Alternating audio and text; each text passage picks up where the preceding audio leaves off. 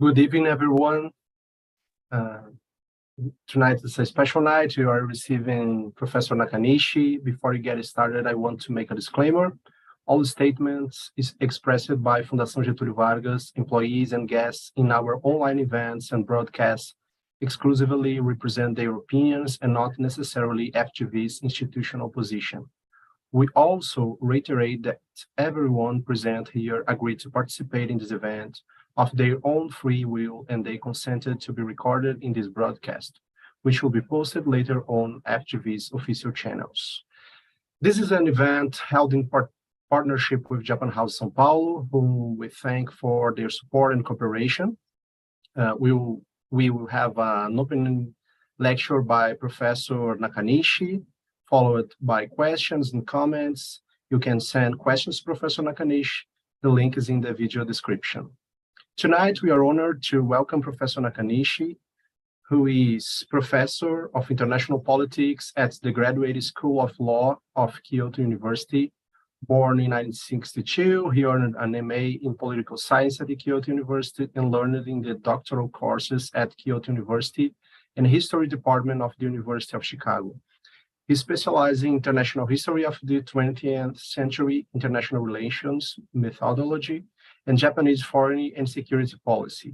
He published widely on the international affairs, including Kokusai Seiji, I don't know if my pronunciation is good, Professor, Toananika, What is International Politics, and which earned the 4th Yomiuri Yoshino Sakuzu Prize.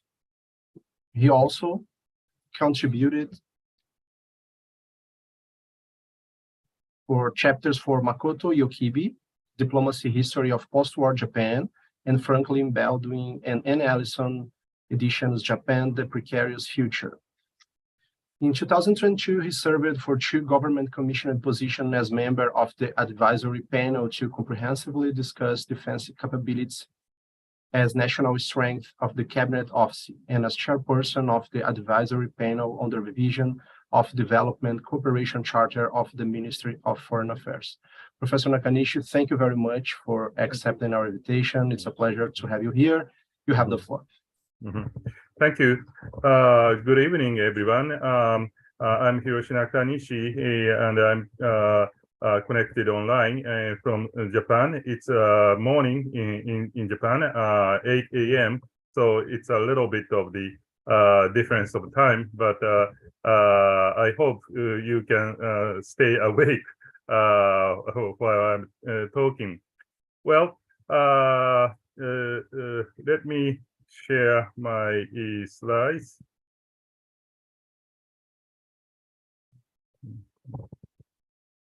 Is it okay? Well, so let me start. Today, I'm going to talk about the Japanese Indo-Pacific policy, which is one of the sort of major policy initiatives in Japan in the last about 10 years or maybe 15 years. I will cover the basic framework of this policy, but I'd like to talk a little bit about its background because I think it's the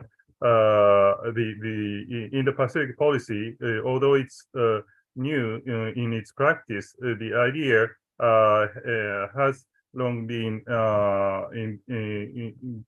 growing from the modern Japanese period in 19th century.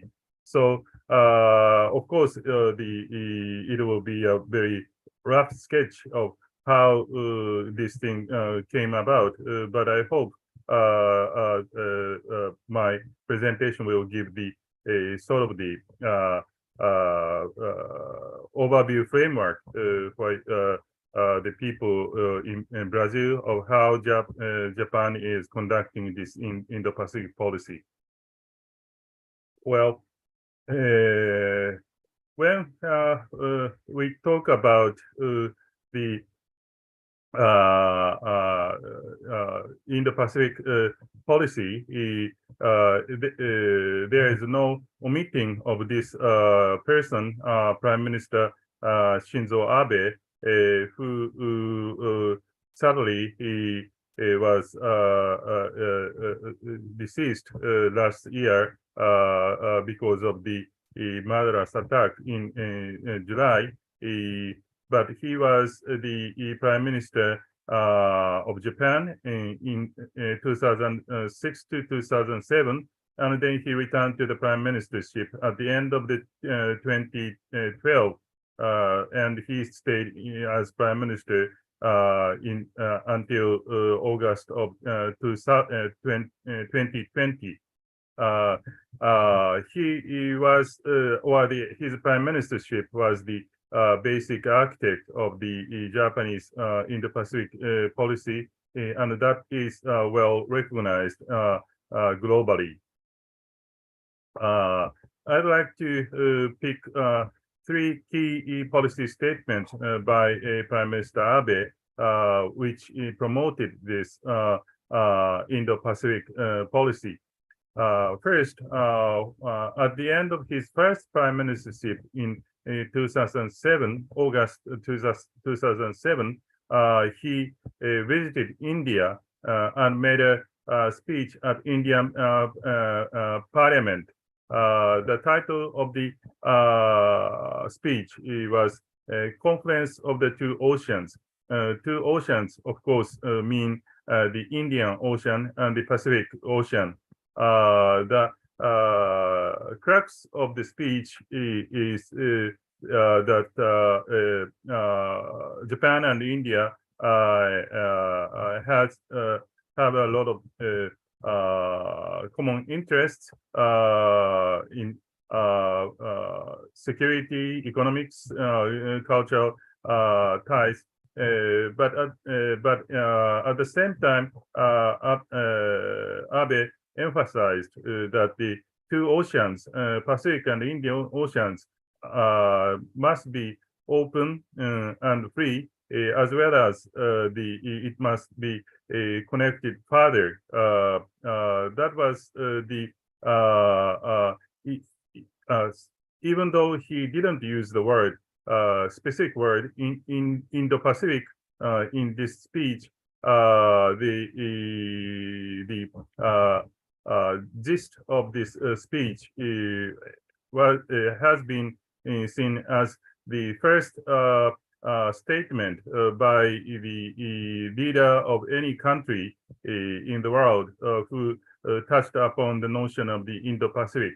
The word Indo-Pacific was relatively new in the contemporary context. Just before his Prime Minister Abe's speech, around 2005, a couple of experts in the Pacific areas, like the expert in India or expert in Australia or New Zealand, who are mostly the maritime affairs experts, began to use the word in Indo-Pacific. So even among the expert scholars, the notion of Indo-Pacific was new, but Abe's speech, even though he did not use that word, the idea of Pacific and the Indian Oceans are connected and must be even connected further. That sort of idea was first announced by a political leader. Then, shortly after this speech, he had to quit his prime ministership because his illness. But he recovered from the illness, and his party, Liberal Democratic Party of Japan, won back the government in the election of 2012. He became the prime minister again, and just at the time he came back to the prime minister, he published one article on the internet site Project Syndicate, whose title is Asian Security Diamond. The diamond means the rectangle figure connecting the United States, specifically Hawaii, as the center of the American Pacific forces, and the Japan, Australia, and India. What Abe wrote in this article was that these four countries are the Indian Pacific major democratic countries, and those four countries need to form a sort of the security connection in order to fight against the undemocratic authoritarian powers. It doesn't specifically name China or Russia in the article, but it is rather clear that the intention of this article is to form the wider security connections in the Indo-Pacific areas to counter against the growing influence of China, particularly the maritime and economic influence. China was growing in the not only in the Asia Pacific but also the Indian and African area. So that was the intention of this article, and the before this speech, around the time of his first prime ministership, Abe began to propose the four-country combination of diplomatic and security discussions among Japan, the United States, Australia, and India. Later, that combination came to be called Quad, as quadrilateral talking framework. This trial was sort of suspended because particularly Australia and India in late 2000 didn't like the idea to form this Quad, as it appears to be counter-China formation. But in the context of 2010 teens, this Quad came to return because many countries, including Australia and India, came to see China as not necessarily a threat, but sort of the country who has different values. So this four-country combination came back in the latter half of the 2010s. But the idea of this code was presented in this speech. Then the 2016, Abe visited Nairobi of Kenya Republic in Africa as a keynote speech talker at the sixth TICAD. TICAD means Tokyo International Conference on African Development. Japan started this initiative in early 1990s to invite African countries, like 50 countries or more, for the development discussion in Japan. And the 5-year interval, this TICAD framework was continued. But on the 2016, the sixth TICAD was for the first time organized in Africa, Nairobi in Kenya. And so Abe visited Nairobi to make this, give this keynote speech.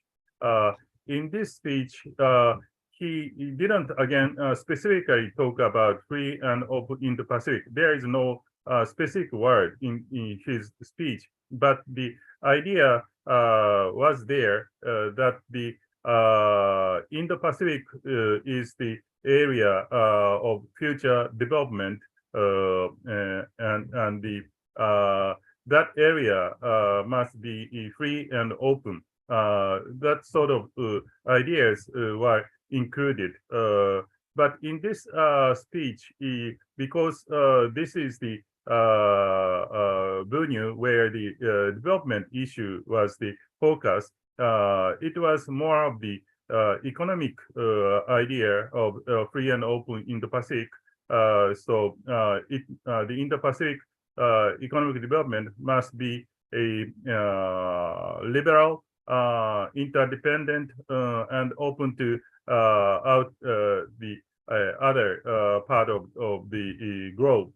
So this has the different emphasis from the 2012 speech, but anyway, from this time on, free and open Indo-Pacific became the one key pillar of Japanese foreign and security policy. And even though Abe quit the prime ministership in 2020 because of the coming back of his illness,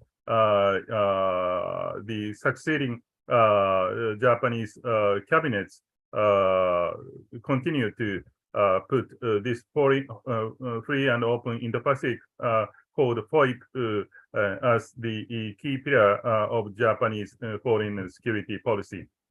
Then what is free and open Indo-Pacific policy? It is very vast and very multifaceted. So it's very difficult to sort of pin down what it is. But graphically, you can see like this. Sorry.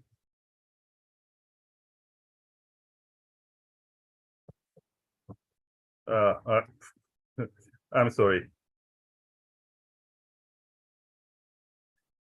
You can see the Pacific Ocean and Indian Ocean, and the Pacific, including the American continent and the Oceanian countries, as well as the East Asian countries, Japan, China, Korea, the ASEAN, Southeast Asian countries. Then Indian Ocean area covers, of course, the India and other South Asian countries, Middle East, and the African countries.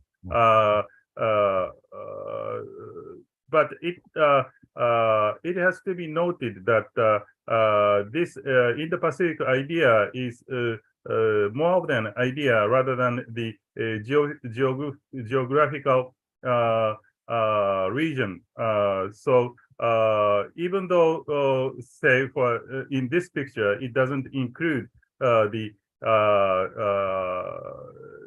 Southern American continent or the western part of Africa, it does in actual practice of these policies, it doesn't mean they exclude those parts of the region. For example, a Trans-Pacific partnership connection includes some of the Latin American countries, and of course the TICAD, like I mentioned, covers all the African countries. So it's you know, this picture is, or this map is sort of the rough idea of what the Indo-Pacific means, but the free and open Indo-Pacific specifically emphasizes the connectivity between Asia and Africa through the free and open in the Pacific, and ASEAN as its geographical position, the key connecting points which hinges the two oceans. So that's the way the free and open Indo-Pacific is presented in Japanese government. This slide is coming from the Ministry of Foreign Affairs. And as to policy-wise, there are three pillars of this FOIP policy. First is the promotion and establishment of the rule of law, freedom of navigation, free trade, etc. It's more of the free and liberal connection of the various regions and to promote those connections in the vast area of the Indo-Pacific.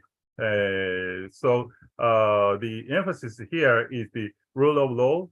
Even though there are different types of regimes in the region, they must share the sort of the respectability of law and the connection among those countries need to be free, particularly trade and navigation, maritime safety. Those things must be shared, and the open information sharing is one of the elements of this liberal connection among the countries. The second is the pursuit of economic prosperity, particularly the physical connectivity, including quality infrastructure, development such as ports, railways, and roads, excuse me, energy, and ICT, people-to-people connectivity through human resources development, and institutional connectivity through facilitating customs, among others. So it's like the free trade agreement. Even though there is no idea of making the Indo-Pacific scale of free trade area yet, by combining many free trade agreements and other rules, and also enhancing the development cooperation to build up the infrastructures, both hardware and software. This economic prosperity can be achieved through the rise of the free trade in this mega region. So that's the second part. Third part is the commitment for peace and stability. And here it was emphasized that capacity building, particularly for the Asian and African developing countries, need to have in order to secure the maritime safety and the it also enhances the human assistance and disaster relief, anti-piracy, counterterrorism, and non-proliferation. That's sort of the non-state security as well as the safety capacity of those countries. This is based on the recognition that the particularly in the Pacific and the Indian Ocean, the natural disasters like big earthquake or the big tsunamis can be very disastrous. That Japan experienced it in 2011, and the Indian countries, as well as the some of the Southeast Asian countries, experienced it in 2004 as the large-scale earthquake in the eastern part of the Indian Ocean. So that's another emphasis, at least at when it was started like 2016 or 17. Then I'd like to talk about a little bit of the long-term background of this policy. As I have been talking, this specific policy framework was promoted from the middle of the 2000 to today by someone like Prime Minister Abe and his advisors and bureaucrats. I think there is a long-term background for this policy. When Japan started its so-called modernization and westernization in the middle of the 19th century, it is called Meiji Japan from the latter half of the 19th century to early 20th century. Japan tried to enter into the Western sovereign state system. Partly or mainly because Japan was a weak country, undeveloped, unindustrialized country. So Japan simply feared to be colonized, as was happened in China in the middle of the 19th century by the Opium War and the succeeding Western attacks. So Japan tried to westernize itself as quickly as possible, and somehow Japan succeeded in doing it by adopting the Western-style state organs, bureaucratic system, as well as the modern military system. So in late 19th century, Japan won the war against China, and then in early 20th century, Japan won the war against Russia. And after that, Japan came to become the only non-Western imperial state, which has the colony in Korean Peninsula, as well as Taiwan Island, and later Japan developed its colonial role in China and the Pacific area. That was the Taisho and Showa pre-war Japan. That's basically the first half of the 20th century. But as Japan grows as empire, Japan became more and more conflictual with the Western powers, particularly the United States and the British Empire, including Australia and the part of the Southeast Asian areas still under colonial status by Western powers. So in Japan, there became a sort of the ideological division between the West leaning policy and the anti-West policy to promote Asian cohesion led by Japan. That's the that can be called as the Pacific School. Or Pacific means in this context friendly relations with the United States and the Western West European countries in this Pacific region, and the Empire School, which tries to increase its imperial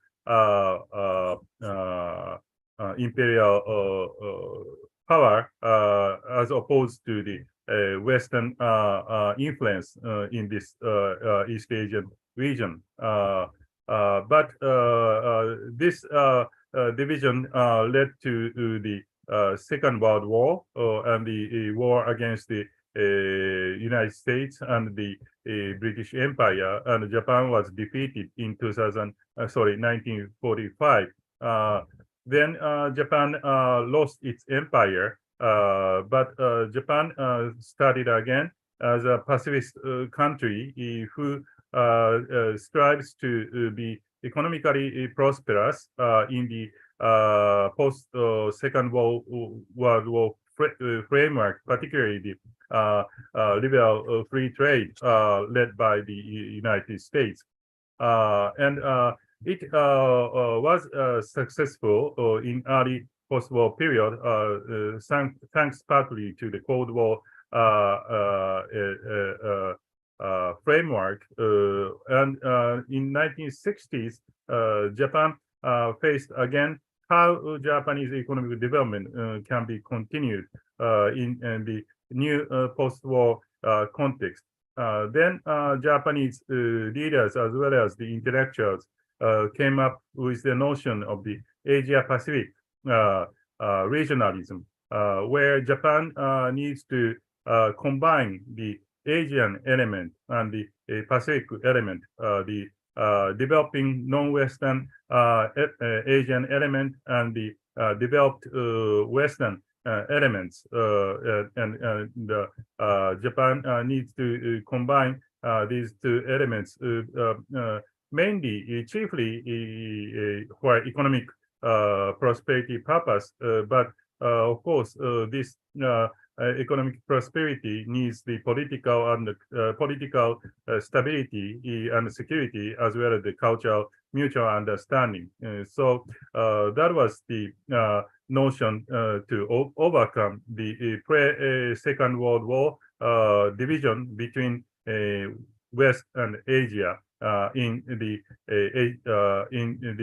region surrounding Japan, and this Asia-Pacific notion was accepted in the region in 1980s, like the start of the APEC or the ASEAN-related multilateral frameworks, where Japan didn't necessarily take the lead, but Japan certainly promoted. And in those Asia-Pacific framework, Japan and the other Western countries try to include China as it started the reform and openness period. Then the 1980s, we saw the start of the APEC and other Asia-Pacific multilateralism. But when in the 1990s, we saw the end of the Cold War, Japan had to review this policy. And because Asia-Pacific policy became somewhat successful, Japan needs to sort of widen the regionalism into particularly the Indian Pacific areas, including in South Asia and African, even African countries. And at the same time, Japan had to address more of the commitment to values, particularly the liberal international order, as Japan experienced the difficult time at the time of the Gulf War, where Japan couldn't contribute the security and efforts in the war against Iraq. So those reviews put Japan policy framework to the wider Asia-Pacific regionalism, which gradually came to include the Indian Ocean, or the globally the what we now call the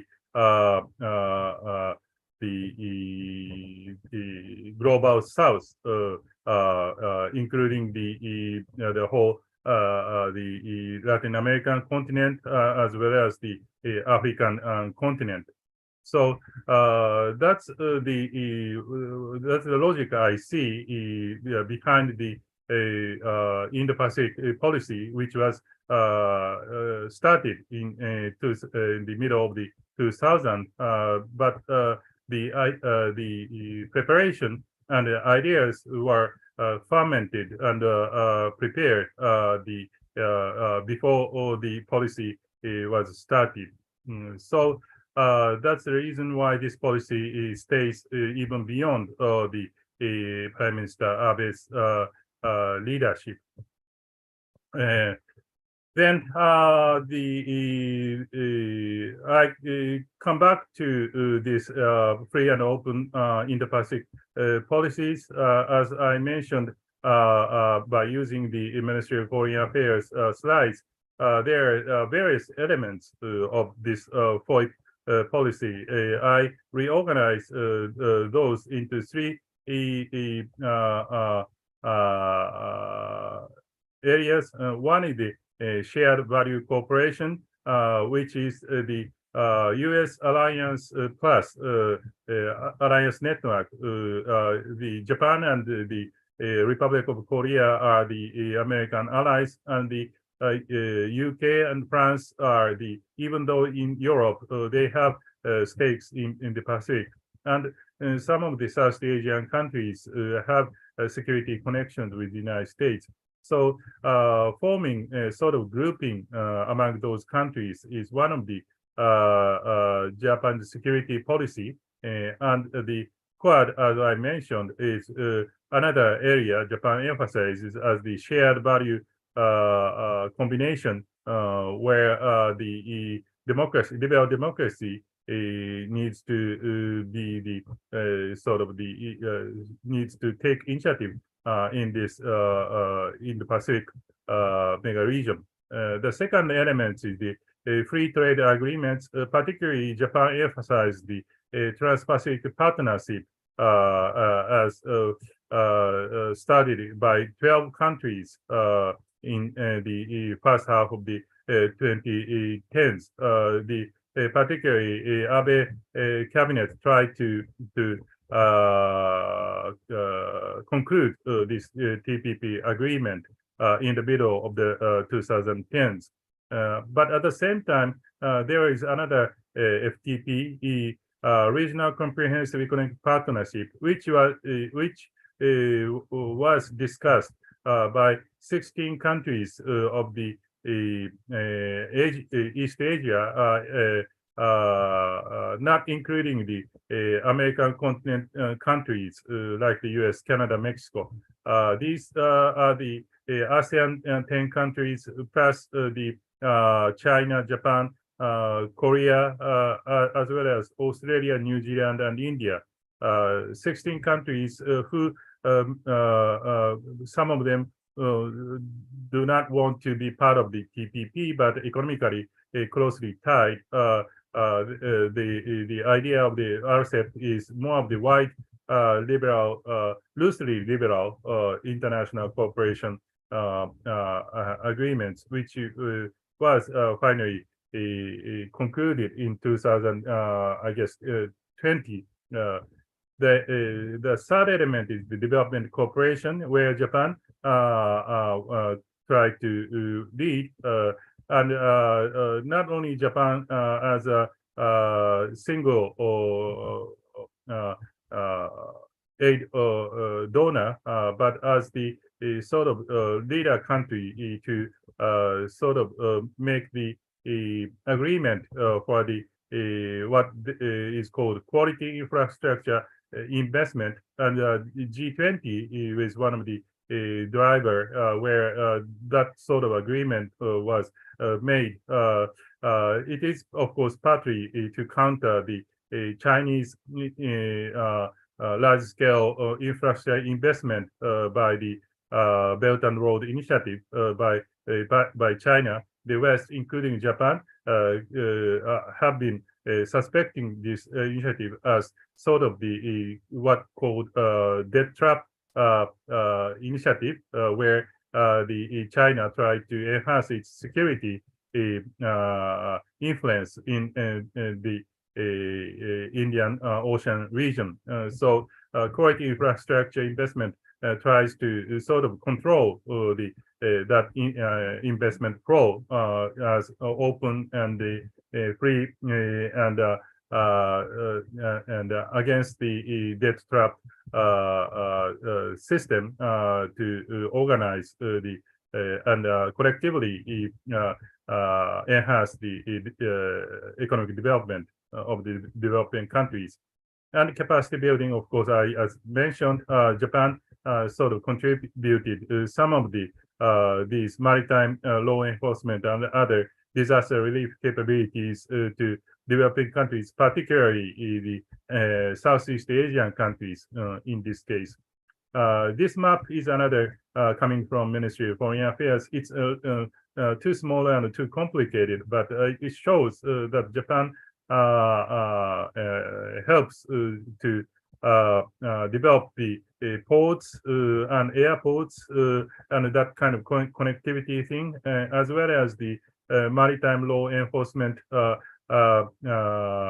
contribution to Southeast Asian countries and other parts of the region, so that those contributions and the initiatives put together to enhance the free and open Indo-Pacific. But at the same time, I would say after the initial start of the FOIP around 2016, things gradually changed in the last part of the 2010s for various reasons. The biggest change is, of course, the start of the Trump administration and the general tendency for the American foreign policy to be more inward-looking rather than leading the free and open connectivity, particularly in the trade areas. And at the same time, U.S.-China rivalry came to the head. So typically, the TPP, the Trump administration withdrew from TPP. So it became CPTPP, which is also called as TPP-11, where the United States is not among the members. And even Biden administration does not show any intention of coming back to the TPP. And the U.S. Trump administration adopted the foreign free and open Indo-Pacific from the Japanese initiative. That's good for Japan, but the problem is that the United States defines more of this FOIP idea as anti-Japanese bloc making. Typically, the United States renamed the Asia Pacific Command of the American forces stationed in Hawaii as Indo-Pacific Command. Which means it covers both the Pacific and Indian Ocean, but also it is associated with the counter-China American defense policy. So FOIP came to be seen more as the anti-China bloc, which was partly the intention of the initiative, but not necessarily the whole intention, because FOIP also wanted China to contribute to the Indo-Pacific regional development in the law-abiding and open way. So there is a difference of this FOIP between Japan and the United States. But of course, Japan needs to accommodate American thrust in that direction. So there was a part, sort of balancing act between those two ideas. At the same time, as the United States became more inward-looking, China tried to be more assertive in, say, for example, TPP, China and Taiwan are both applying to the TPP. It's shelved right now, so we don't know what will happen. But this is the sort of the move China made in order to sort of counter the West American style FOIP ideas. And also the United States under Biden's administration started new initiative called IPEF, Indo-Pacific Economic Framework, which is where 16 countries, including Japan, is associated. It is more of the supply chain and combination rather than the fully liberal trade agreement. So particularly the semiconductor production and other key technological items are the focus of this IPEF, but it's still burgeoning. We don't know what happens yet, but this is another complication of the free trade initiatives in the Pacific region. And also AUKUS, US, Australia, UK initiative in particularly the security areas is the new addition. Japan welcomes this move, but it also sort of weakens the Quad initiative because this Anglo-Saxon combination is somewhat global and there are some distance between not only India but also Japan with this AUKUS initiative. And also India, as we can see in this Ukrainian war context, shows some independence, even though India shares the liberal democratic regime and the basic notion of rule of law and the Western style framework. India does not fully come close to the Western network, particularly in the security and diplomatic areas. For example, RCEP, Japan wanted India is included in RCEP, but at the last minute, India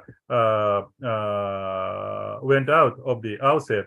So RCEP became more of the China initiative, where China is the dominant player in the combination. So that was the setback for Japan's idea of both China and India become the members of the RCEP. And then secondly, Quad, even though Quad is up and running, Quad becomes more of the political as well as economic or the governance cooperation framework rather than the security discussion framework. So Quad became somewhat neutralized these days. So that's another complication from the original FOIP ideas. Lastly, I'd like to mention shortly on the war, the impact of the Ukrainian war on the FOIP ideas. First, Japan, after the start of the war, became strongly associated with the Western alliance opposing the Russian invasion to Ukraine. So NATO, EU, those are the European and American framework, but G7, where Japan is the only non-Western country, is the key place where Japan tries to associate itself with the Western countries to sanction against Russia as well as assist Ukraine. And Japan and some of the Western countries hope this strengthened Western tie becomes not only the anti-Russian but also possibly the anti-China framework to counter Chinese influence. It is still burgeoning, but particularly for Japan, the security situation in East Asia become even more tense because of this Russian invasion. Japan needs to prepare for its own defense as well as the impact of the security impact of the possible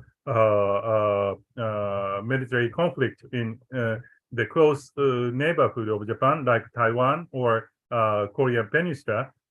So Japan tries to enhance this Western country cooperation. Then Japan decided to make a large-scale security transformation. In December, Japan decided the new security policy framework as three documents key documents were revised, and Japan decided to increase its defense spending to close to GDP, 2% of the GDP. Currently, it's around 1% of GDP, so it's a big change, like Germany studied after this war.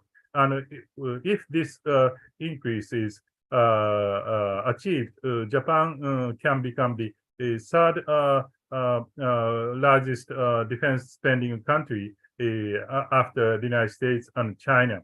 Then until now, Japan's security and defense forces are strictly focused on defending its own territory and not having the attacking capabilities beyond territory. But because of the missile development by China or North Korea, Japan decided to own some middle-range missile capability which can attack the North Korea or some part of China or Taiwan Strait areas. And those things are, of course, connected with the closer relationship with the United States and other countries, Southeast Asian countries, Taiwan, Australia, and South Korea. So that's the another big initiative after this war started. But at the same time, now Japan is recognizing the importance of the global South. Those countries are, even though majority of them are denouncing the Russian attack, but not becoming the part of the Western combination again, opposing the Russia. So those global South element becomes more important, and Japan roughly tried to sort of combine this notion of the global South with this FOIP ideas. So particularly the global agenda like SDGs or climate change or post-corona health governance, those things Japan tries to put this FOIP initiative in order to have the better relationship with global southern countries.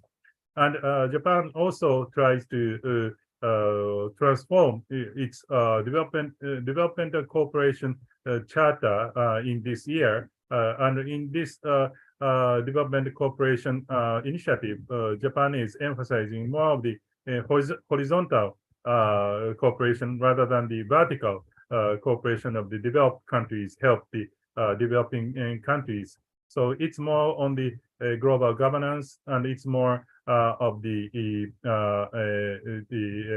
climate change and green transformation and so forth.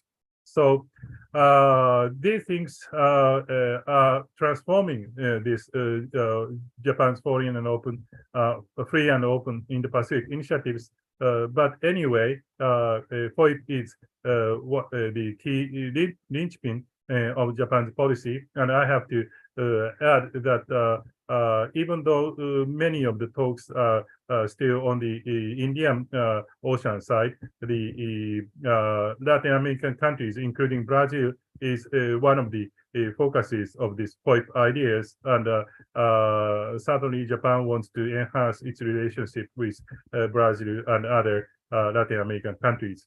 Sorry, I took too long time, but I hope I can give you basic ideas of this policy. Thank you. Thank you very much, Professor. No, it was more than basic ideas. I think we could discuss appropriately what FOIP means. It was a very enlightening lecture. I believe it was crucial for understanding regional security, dynamics, and Japan's recent actions. When you included the historical aspects which go back to the Meiji era, for example, it was possible to understand the structural aspects of FOIP and how it fits to Japanese foreign policy. Well, we don't have so much time left, but I'd like to ask you a question, Professor, a quick question, but a trick question, I think, that talks about China specifically. We mentioned that we sometimes FOIP is perceived as just anti-China bloc, something like that. But how to prevent this initiative from falling into the same picture as previous attempts, which are seen as only China's containment mechanisms? I say this consider the goal of building a stable regional governance. And I think that despite of all the competition between China and US, in some way we need to arrange an institutional way of preventing war or something like this. And in this sense, I'd like to ask you if there is an option to avoid that, and how Japan can help to this happen, to effectively build a regional order, not just a regional order leader under the leadership of US, for example. Thank you. Yes, that's the key question right now. There are many talks of the new Cold War between the United States and China, both within Japan and outside Japan. As I mentioned in the last slide, for Japan's security concerns, China, particularly the Taiwan Strait situation, becomes the key areas of focus where the United States and China can fight war over the status of Taiwan Strait. So that's one of the key questions Japan is trying to focus. And like you said, the United States is rather strenuously making the framework to contain China. It doesn't say. I mean, the Biden administration doesn't say so. It says more of the conflict and competition and cooperation in some areas. But as the war in Ukraine and Chinese position is focused, it seems that the American public, including the American Congress, is leaning towards anti-China stance. So, excuse me. So that's one of the Japan concerns. Even though there are many areas where Japan agrees with the United States in terms of the possible China threat, Japan is pretty much dependent on the economic relationship with China. And for that matter, the United States is also having a big trade relationship with China. So there has to be some sort of good way to combine the interdependence with China, as well as certain certain restrictions and the containment element. So the first, Japan is moving to have more of the bilateral dialogue with the Chinese leadership. Xi Jinping's third-term government. Given the nature of the Chinese regime, everything starts from the top. So even though we have the sort of the bureaucratic discussions with China, it is not so effective if we don't have the top leadership acceptance of those initiatives. So that's one of the areas Japan tries to strengthen, to have the top level bilateral dialogue with China in order to avoid the sort of unwanted conflict with China. At the same time, Japan wants to use the G7, G20 combination. For example, Japan is, as I mentioned, is putting strong emphasis on G7 combination, but at the same time, G20 is one of the key framework where the G7 countries, as well as the emerging economies like Brites, China, Russia, Brazil, and India in the group. So this year, like it is reported right now, India is the G20 leader, and because Japan has a relatively close relationship with Modi government, Japan wants to have the sort of better coordination with the India and other G20 countries, including especially the ASEAN countries, and of course Brazil included, those countries, in order to sort of find the middle ground where the global cooperation is more necessary and legitimate, rather than the sort of the separation of the world into two camps. So, like I mentioned, the global governance issues, particularly the climate change and the sort of energy transformation, is obviously the key areas even after the Ukrainian war started, because we have to sort of decarbonize our energy system, and in this area, China and other Western countries have sort of the common interest for the energy transformation. So that's the one of the key example, but in like way, global governance contribution is the sort of the both the object and the means to sort of mitigate the U.S.-China new Cold War mentality or terminology. Maybe I stop here. Mm-hmm. Thank you very much, Professor. I was listening your thoughts about that, and I was thinking that Brazil is trying to restore its global presence, and so there are a lot of opportunities to establish a more strategic partnership with Japan. So, unfortunately, we don't have any more time to talk about this appropriately.